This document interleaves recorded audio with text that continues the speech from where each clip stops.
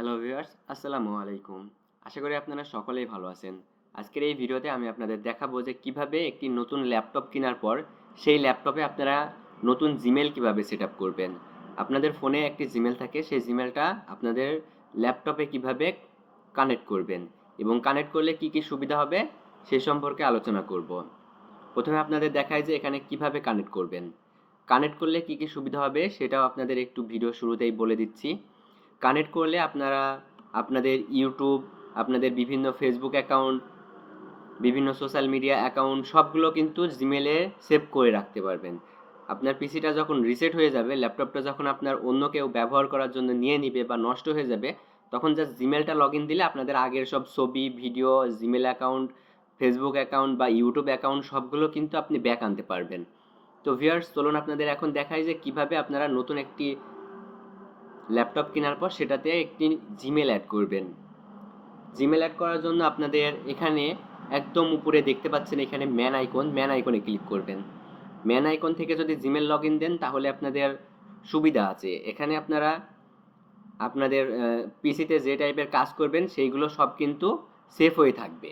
আর যদি আপনারা জাস্ট এখান থেকে gmail.com থেকে লগ ইন করেন তাহলে কিন্তু সেভ হয়ে থাকবে না।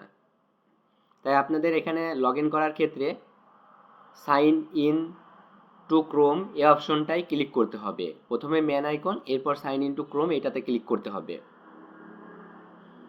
এরপর একটি নতুন একটা পেজে নিয়ে চলে আসবে, যেই পেজে ইমেল দিতে বলবে। তো এখান থেকে আমার যেই ইমেলটা আমি এখানে লগ ইন করবো সেই ইমেলটা টাইপ করে দিচ্ছি।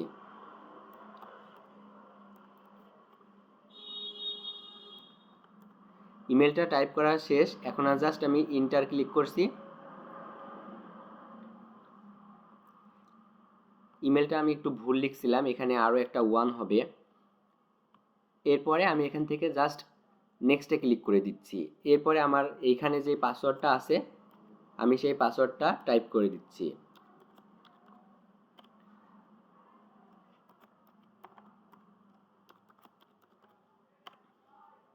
পাসওয়ার্ডটা টাইপ করার পর জাস্ট নেক্সটে ক্লিক করে দিলাম। এখন দেখতে পাচ্ছেন আমার এখানে আরও একটি নতুন একটা অপশন চলে আসছে। এখানে সেটিংস, এখানে ইয়েস আই অ্যাম ইন এবং নো থ্যাঙ্কস। এখান থেকে আমাকে ইয়েস আই অ্যাম ইন এটাতে ক্লিক করে দিতে হবে। তাহলে আমার জিমেলটা কিন্তু প্রপারলি পিসির সমস্ত জায়গায় লগ ইন হয়ে যাবে।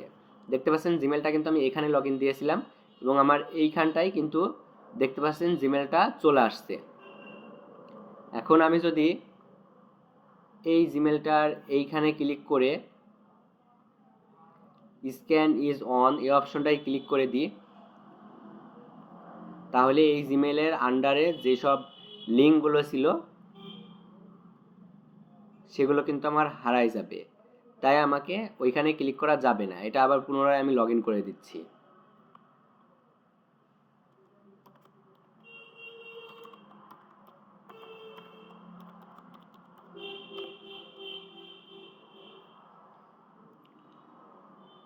এটা কিন্তু আমি পুনরায় আবার লগ ইন করে দিলাম।